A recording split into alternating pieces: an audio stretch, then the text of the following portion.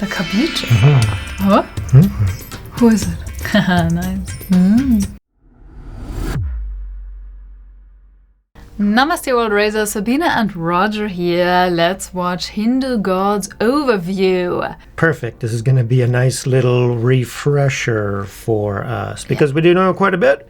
We're always down for learning more about Sanatan Dharma. So make sure you hit that like button. For the gods. And let's get going. Hinduism is often known for its large and complex pantheon of gods. And the goal of this video is to give an overview of them and to think about how they are connected and how they are perceived. Like a beautiful. In modern-day Hinduism, Shiva and Vishnu have far more followership, I guess you can say, or more people view Shiva or Vishnu as the supreme being, and there's more temples dedicated to Shiva and Vishnu than there are to Brahma. Followers of Shiva, those who view him as the supreme being, they're called Shaivas. They're following Shaivism, or sometimes referred to as Shivaism. Followers of Shiva, those who view him as the supreme being, they're called Shaivas. They're following Shaivism, or sometimes referred to as Shivaism.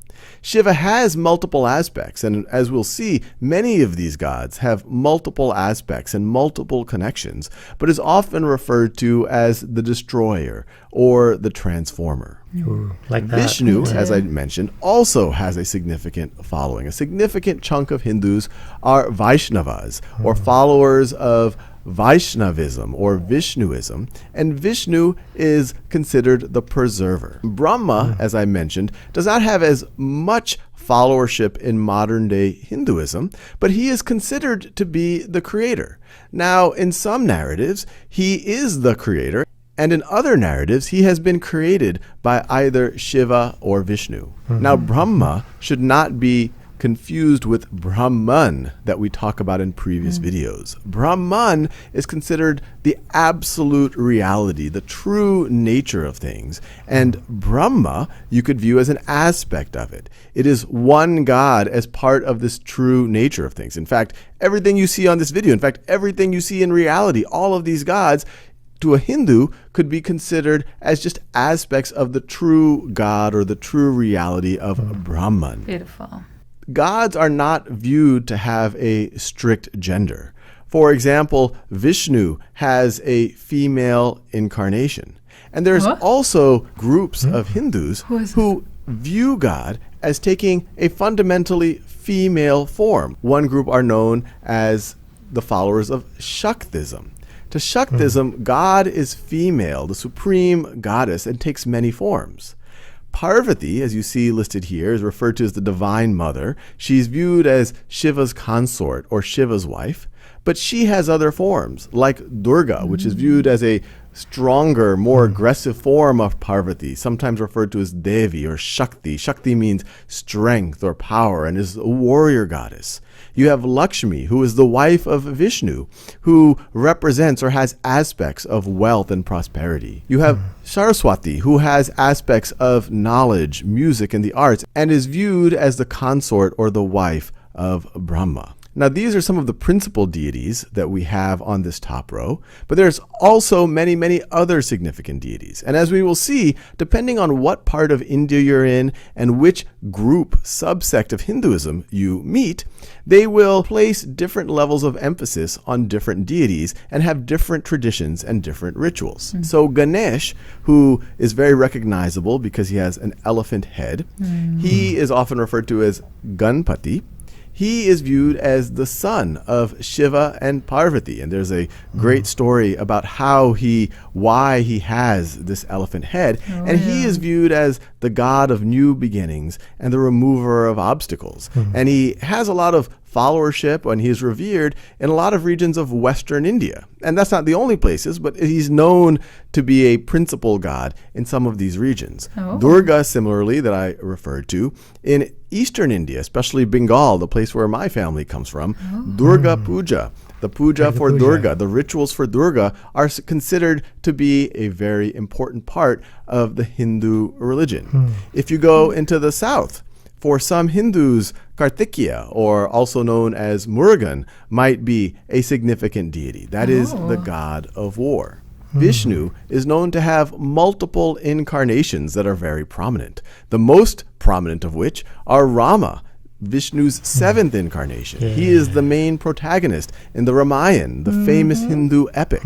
You have Krishna, who is Vishnu's eighth incarnation, and he is a significant figure throughout Hinduism, including the Mahabharata and the subset of the Mahabharata, which is the Bhagavad Gita. Now, what's really interesting, and I already alluded to it, is you have all of this diversity in Hinduism. Someone who worships Shiva, you might see at a superficial level, seems more different in their rituals and their beliefs from someone who worships Vishnu than, say, a Protestant from a Catholic in Christianity, or a Sunni from a Shia in Islam. And what's fascinating about Hinduism is that you don't see these traditional schisms. You don't see a lot of conflict between the Shaivas or the Vaishnavas. Because to Hindus, even though you have this diversity of practice across India or across the Hindu tradition, they're all viewed as aspects of Brahman. They're all viewed as different ways to visualize or to connect with the fundamental reality or the fundamental God. And because Hinduism has been able to merge these very diverse practices, these very diverse rituals, and it's believed this emerged because as Hinduism emerged, it took traditions from the Indus Valley civilization. It took significant traditions from the Indo-Aryans. It took significant traditions from the Dravidians. And instead of saying, hey, our different traditions are different religions, they merged over thousands of years into one religion. And the word for this merging, taking an amalgamation of multiple rituals, multiple ideas, multiple practices, and turning them into one, is known as syncretism. And Hinduism is perhaps the best example of syncretism, where you have these incredibly diverse practices. The gods that I show here are just a sample of them, but they've been connected through this overarching, very diverse religion called Hinduism. And to a Hindu, they're all ways of connecting with the fundamental Brahman. And to remind that, we could just zoom out and we see the connection with Brahman, which is viewed as this fundamental reality, which raises an interesting question.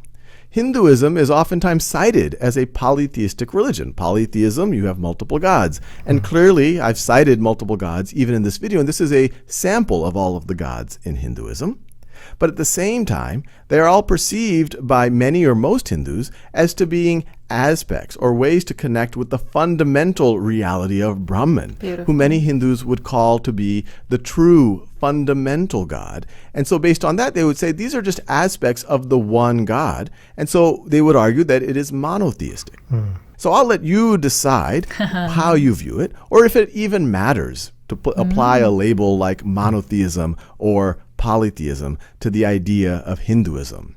The big picture is that you have many gods and many practices, and they are diverse across the Hindu world, but they are all viewed as connected to this notion of Brahman. Beautiful. Yeah, very cool. Love that. I think you had a very fantastic overview of all of it and how they're all connected and they're all part of the one ultimate reality, the Brahman that encompasses all things. So that is the original ultimate source.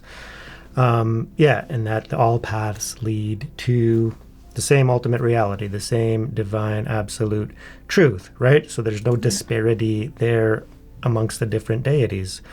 Yeah, and I think that's important for the world, to be aware of that. And how we touched on it is it monotheistic or is it polytheistic? Well, putting a label on it, ultimately, then we're getting trapped into this belief system when ultimately we need to let go of these labels on the path, right? And focus on whatever path we're on and whatever deity we're connected to, because it's even more deep and profound how connected all these deities are, interlinked, right? Even in the Ramayana, how Lord Ram is worshiping Lord Shiva and Lord Shiva is worshiping Lord Ram right back. They're like interconnected, right?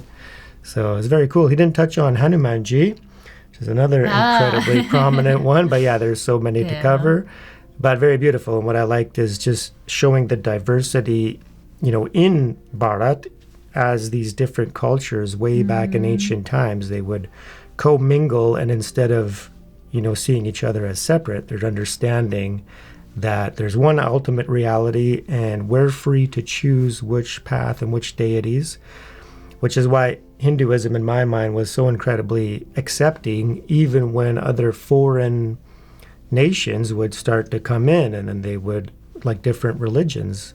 At those times, Hinduism was very accepting because they understood that, the God that you're worshiping is still God. The problem came from the other religions not recognizing the same thing back. So anyways, we understand that happened, but that can all be transcended.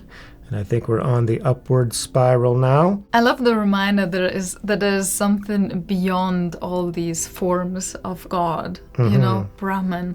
And if we really have that in common, then people who believe in Shiva and then Krishna, that there is it doesn't have to contradict each other.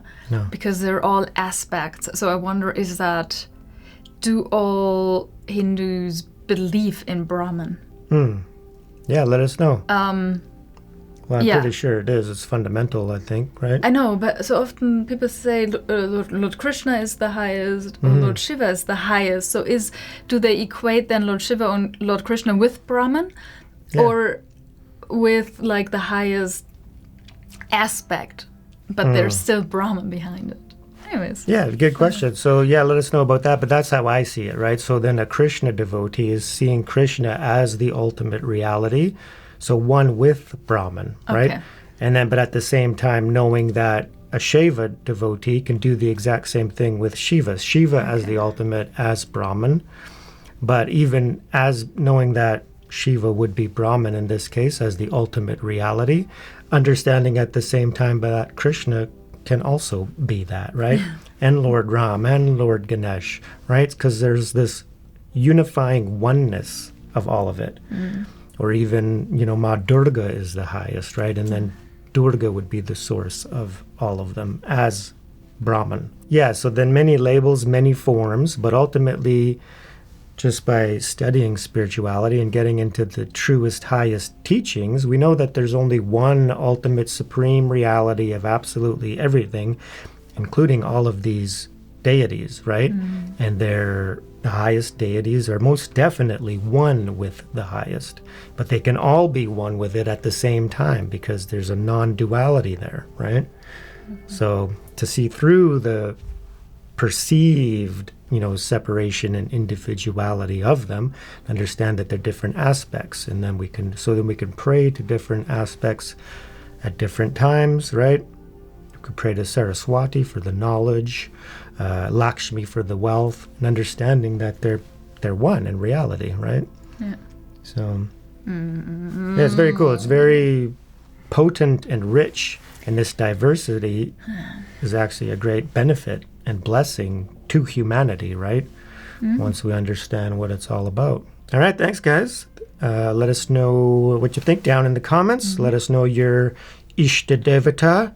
Who are you most connected to? We love hearing about that. Not for this competition or rivalry, of course, that's non-existent. But it's important to, encourage each other and understand that it's okay, right? So I think it's great, if somebody's devoted to Shiva. And somebody's devoted to Vishnu. I'm very much devoted to Sri Krishna. And I'm pretty open about it. Sabina's devoted to Buddha.